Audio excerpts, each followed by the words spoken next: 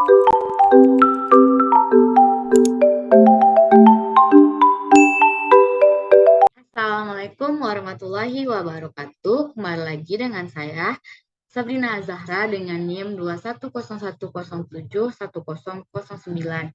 Baiklah, pada minggu ini kita akan membahas materi tentang clearing, RGTS, Bifresh, dan transfer. Baiklah, materi yang pertama yang akan saya sampaikan yaitu materi tentang clearing. Apa sih clearing itu? Clearing adalah clearing menurut Peraturan Bank Indonesia tanggal 22 Juli 2005 adalah pertukaran warkat atau data keuangan elektronik antar bank, baik atas nama bank maupun nasabah yang hasil perhitungannya diselesaikan pada waktu tertentu. Sementara itu, menurut KBBI, clearing adalah suatu bentuk penyelesaian pemindah bukuan dan juga transaksi dengan cara memindahkan suatu saldo pada pihak lain yang lebih berhak. Secara sederhana, pengertian clearing tersebut adalah bisa disebut sebagai proses transfer, akan tetapi berbeda dengan transfer biasa melalui mesin ATM. Proses transfer clearing biasanya membutuhkan waktu tidak sebentar, umumnya berkisaran antara 2-3 hari. Selanjutnya yaitu jenis-jenis clearing ada 3, yaitu clearing umum, clearing lokal, dan clearing antar cabang. Yang pertama yaitu clearing umum. Clearing umum merupakan sebuah alat perhitungan warkat antar bank, di mana proses pelaksanaannya diawasi dan diatur oleh bank sentral. Yang kedua yaitu clearing lokal, merupakan suatu alat perhitungan warkat antar bank yang berbeda dalam wilayah clearing yang telah ditentukan. Yang terakhir yaitu clearing antar cabang, yang merupakan sebuah alat perhitungan warkat antar bank yang biasanya berada dalam suatu wilayah kota. Clearing jenis ini dapat dilakukan dengan mengumpulkan sebuah perhitungan yang dilakukan suatu kantor cabang tersebut. Yang selanjutnya yaitu warkat clearing. Warkat clearing ini adalah pembayaran bukan tunai yang diperhitungkan atas beban atau untuk rekening nasabah atau bank melalui clearing. Warkat ini telah diatur dalam perundang-undangan atau ketentuan lain yang berlaku. Yang pertama ada cek, yang kedua ada biliet giro, yang ketiga ada wesel bank untuk transfer, yang keempat ada surat bukti penerimaan transfer, yang keempat yaitu warkat debit, yang terakhir yaitu ada warkat kredit. Selanjutnya yaitu tujuan clearing. Yang pertama yaitu memajukan lalu lintas pembayaran giral. Yang kedua yaitu perhitungan hutang lebih mudah. Yang ketiga yaitu memperlancar lalu lintas pembayaran giral. Yang terakhir yaitu pelayanan bank, salah satu bentuk pelayanan bank kepada nasabah. Selanjutnya yaitu sistem clearing. Ada 4 yaitu sistem clearing manual, sistem semi otomatis, sistem otomotif. Yang terakhir adalah sistem clearing nasional Bank Indonesia. Yang pertama saya akan menjelaskan tentang sistem clearing manual. Sistem clearing manual ini yaitu sebuah sistem penyelenggaraan clearing lokal dari setiap peserta harus melakukan secara manual, baik dalam bentuk biliet saldo clearing serta pemilihan warkat. Yang kedua yaitu sistem semi otomasi. Sistem semi otomasi ini adalah di mana suatu proses pelaksanaannya dilakukan secara otomasi untuk pembuatan biliet giro dan pelaksanaannya perhitungannya peserta dapat melakukan secara manual dan pemilihan warkatnya. Yang ketiga yaitu sistem otomotif, adalah sistem penyelenggaraan clearing lokal dilakukan oleh penyelenggaraan dengan otomatis untuk melaksanakan perhitungan pembuatan pemilihan warkat dan biliet gironya. Yang terakhir yaitu sistem clearing nasional Bank Indonesia, yaitu Bank Nasional Indonesia adalah salah satu sistem clearing yang meliputi clearing debit yang penyelesaian akhirnya dapat dilakukan secara nasional. Selanjutnya yaitu tata cara penyerahan clearing manual. Yang pertama yaitu cara clearing penyerahan, di mana harus disertakan masing-masing peserta terdiri atas warkat debit keluar dan warkat kredit masuk. Adapun yang dimaksud dengan jenis clearing penyerahan ini yaitu sebagai berikut. Yang pertama yaitu warkat debit keluar, artinya yaitu salah satu warkat harus disetorkan oleh nasabah suatu bank untuk keuntungan rekening nasabah tersebut. Sedangkan warkat kredit keluar adalah sebuah warkat pembebanan ke rekening nasabah yang menyetorkan untuk suatu keuntungan rekening nasabah lainnya. Yang kedua yaitu clearing pengambilan. Clearing pengambilan ini adalah untuk suatu tahap penyelesaian dan penyelenggaraan dan pelaksanaan clearing. Pengambilan terdiri atas warkat debit masuk dan warkat kredit masuk. Artinya yaitu warkat debit masuk yakni suatu warkat yang dapat diselesaikan yang dapat disegerakan oleh peserta lain atas beban nasabah yang penerima warkat tersebut. Yang kedua, yaitu warkat kredit masuk, yaitu suatu warkat yang harus disegerakan oleh peserta lain untuk keuntungan nasabah bank yang menerima warkat tersebut. Selanjutnya yaitu mekanisme dari sistem clearing elektronik.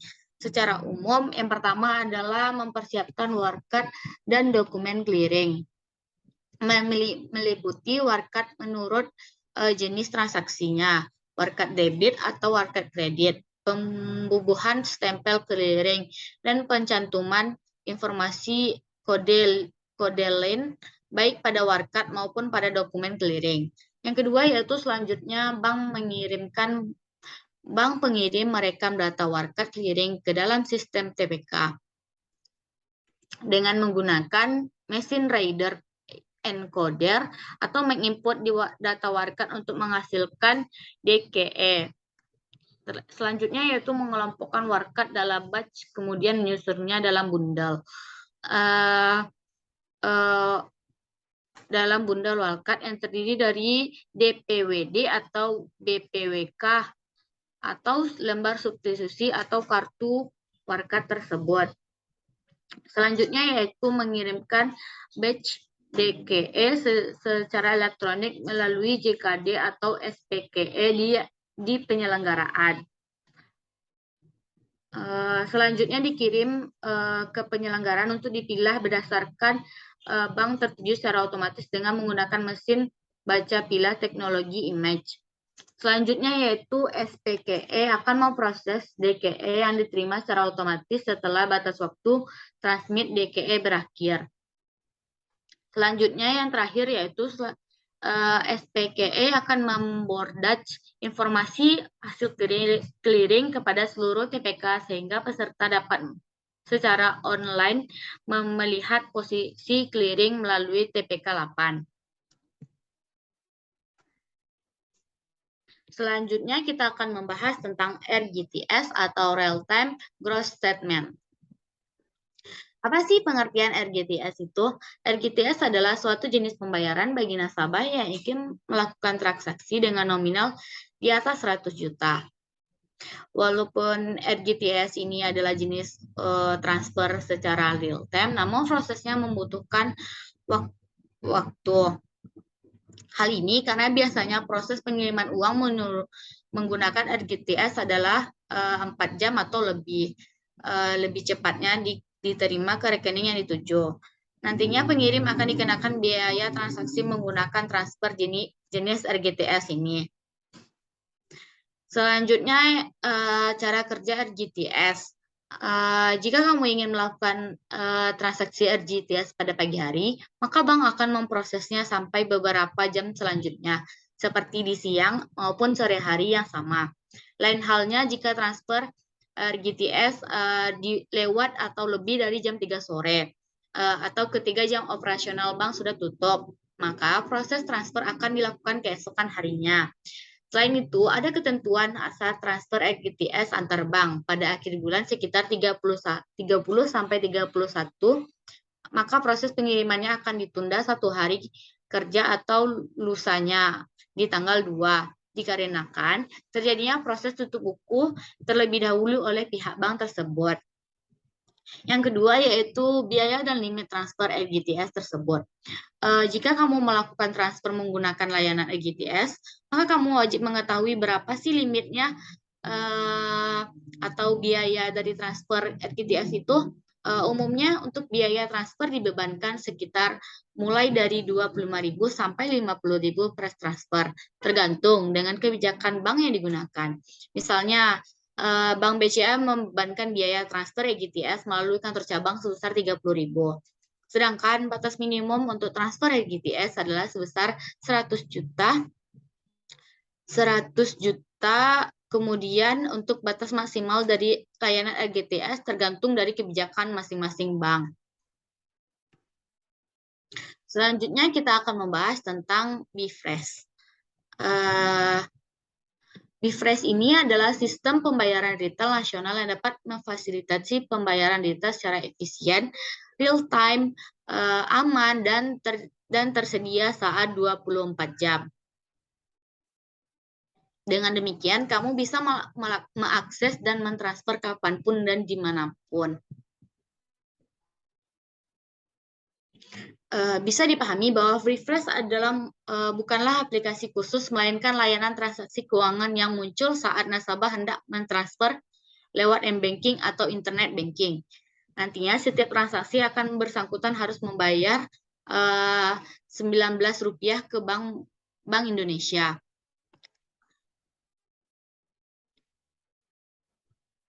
Selanjutnya yaitu manfaat BIFRES bagi masyarakat dan industri. Yang pertama yaitu BIFRES ini merupakan transaksi yang real time, artinya bisa dilakukan kapan saja.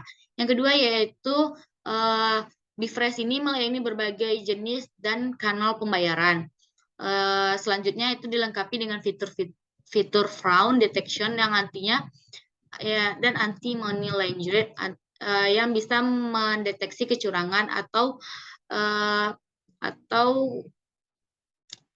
kemungkinan yang lainnya. Selanjutnya yaitu lebih efisien karena menggunakan proxy address sebagai alternatif nomor rekening yang lebih aman dan terjamin.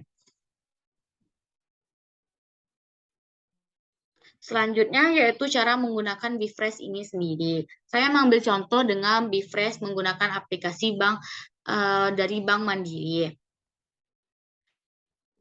Seperti yang disinggung sebelumnya, BIFRES merupakan infrastruktur sistem pembayaran yang bisa dilakukan nasabah saat bertransaksi lewat m-banking atau internet banking. Layanan ini dihadirkan secara bertahap di berbagai bank yang ada di Indonesia. Berikut adalah cara menggunakannya. Yang pertama kita akan membuka aplikasi dari Living Bank Mandiri tersebut. Kemudian masuk ke menu transfer dan pilih tab transfer ke penerima baru. Kemudian masukkan nama bank dan nomor rekening tujuan, lalu klik lanjutkan. Kemudian yang keempat adalah pastikan nama penerima saat telah sesuai dan klik lanjutkan. Yang kelima yaitu masukkan nominal transfer dan klik metode transfer dan tujuan transfer. Yang keenam yaitu kemudian pilih lanjutkan. Pilih opsi BIFRES dan pilih tujuan transfer. Yang ketujuh yaitu pastikan nominal dan nama penerima sudah sesuai. Kemudian langkah yang terakhir adalah masukkan PIN Livin yang Anda miliki dan simpan bukti transfer. Selanjutnya yaitu transfer. Pengertian transfer itu sendiri adalah bentuk layanan jasa yang diberikan oleh bank atas permintaan nasabah untuk mengirimkan sejumlah uang tertentu. Pengiriman uang tersebut dapat dilakukan dari suatu bank ke bank lainnya dalam wilayah yang sama, dari suatu rekening ke rekening yang lainnya, cabang yang sama dalam bank yang sama tetapi cabang yang berbeda.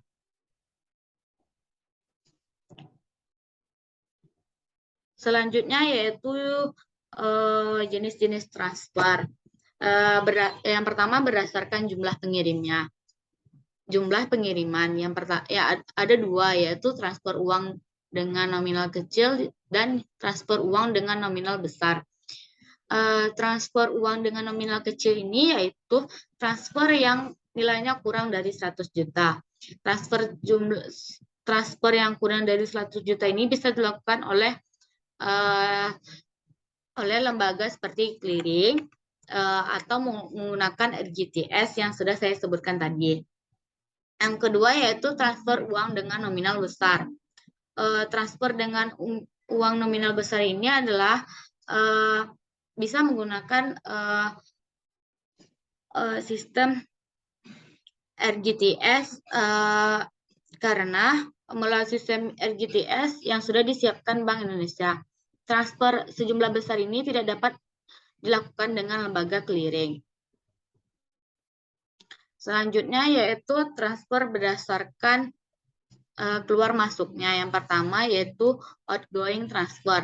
Outgoing transfer yaitu pengiriman uang dari bank kas permintaan nasabah atau bagian bank tertentu untuk keuntungan pihak lain pada bank yang sama atau bank sendiri kepada bank lain.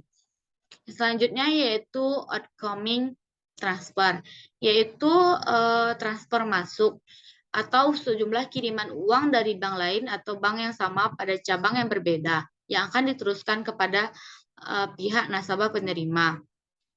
Incoming transfer ini apabila uang yang berasal dari bank lain akan menerima saldo dana bank di Bank Indonesia. Selanjutnya yaitu contoh mekanisme transfer. Saya akan mencontohkan dari BRI Mobile. Yang pertama kita akan membuka BRI Mobile tersebut. Yang kedua kita masukkan user ID atau password kamu. Selanjutnya kita pilih menu transfer dan klik tambah daftar baru dan pilih nama bank. Selanjutnya masuk ke nomor rekening yang dituju, klik lanjutkan. Yang kelima yaitu masukkan nominal transfer BRI, lalu klik transfer. Yang keenam yaitu periksa data transfer dari nama dan jumlah uang yang akan kamu transfer. Yang terakhir masukkan PIN BRIMO kamu dan transfer pun sudah selesai. Sekian dari video saya hari ini. Sampai jumpa di minggu depan. Assalamualaikum warahmatullahi wabarakatuh.